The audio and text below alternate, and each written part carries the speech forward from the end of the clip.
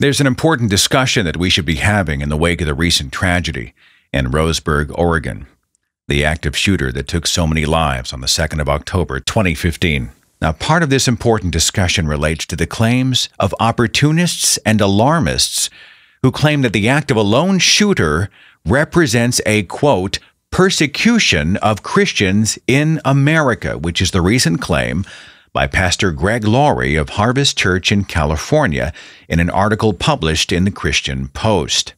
First of all, there's no evidence that the shooter was an atheist. There's just no evidence to support that. It's very possible, if the eyewitness reports are true, that he asked victims about their faith before he shot them, that he actually expected he might see them in the afterlife. His own social media profile described him as someone who hated organized religion, but embraced for himself spirituality. There was a recent article in the New York Times which revealed reports by neighbors that his own mother considered her son a person with mental issues. He was both reclusive and prone to violent outbursts, and law enforcement officials revealed that he actually sought treatment for these problems. In this context, in any context, we do not see the evidence for the persecution of Christianity in this country, regardless of the ridiculous claims of Pastor Laurie or the reckless and ridiculous claim of Illinois Lieutenant Governor Ron Ramsey recently that the targets, quote, remain the same, Christians and defenders of the West. He encouraged his fellow Christians to consider getting a handgun permit, which is a bizarre instruction to give people who consider themselves covered by the divine protective hand of the most powerful being in the universe. Time and time again here in the United States, it seems like religious public figures are just sitting and waiting for the next opportunity to cry martyr, to shout persecution, to declare that this cultural majority enjoying constitutionally protected individual freedoms to believe and worship are somehow co-victims in these terrible tragedies. I'm reminded of the Kentucky court clerk, Kim Davis, who's been all over the news lately, right? She imposed her own religious agenda onto her defiance of the United States Supreme Court in denying marriage licenses to same-sex couples. She went to jail. And Republican presidential candidate Mike Huckabee almost immediately said that Davis's absolutely appropriate punishment was a, quote, criminalization of Christianity. Huckabee, being a Christian himself, was then immediately handcuffed, taken to the basement of an undisclosed location, and electroshocked until he renounced God and the Bible. I mean, come on, what country are we talking about here? Mike Huckabee, Kim Davis, Greg Laurie, Ron Ramsey, these people enjoy as much religious freedom in this country as they have ever had. They enjoy a constitutionally protected right to believe, to worship, to attend worship services, to own a Bible, to preach from that Bible, to pray both privately and publicly if they want to, and to be as Christian as they want to be, so long as they don't breach the church-state wall and then tap dance across the Establishment Clause of the First Amendment of the Constitution.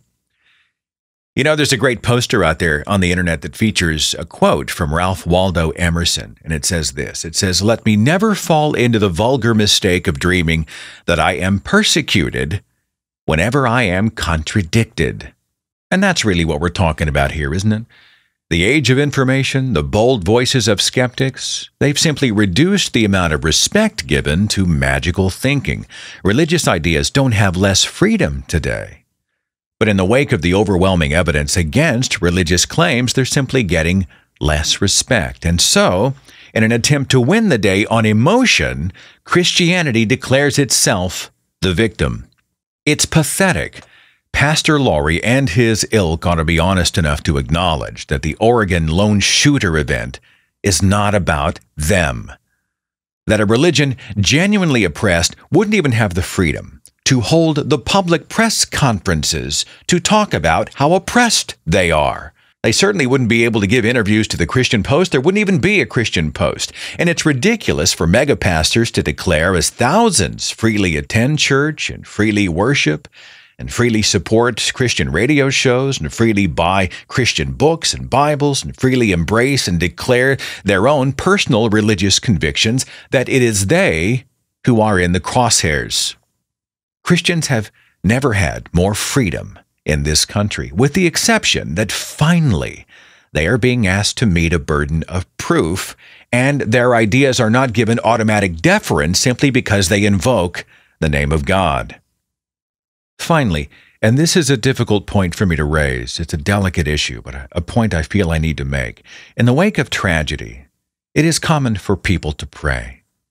In the wake of 9/11, there were charges to pray for America. When the tsunami struck in the Indian Ocean and in Japan, we were asked to pray for those afflicted, pray for the grieving, pray for those who were trying to rebuild and recover. When the Moore, Oklahoma tornado devastated that city, residents hung signs and said, "Pray for us, pray for more."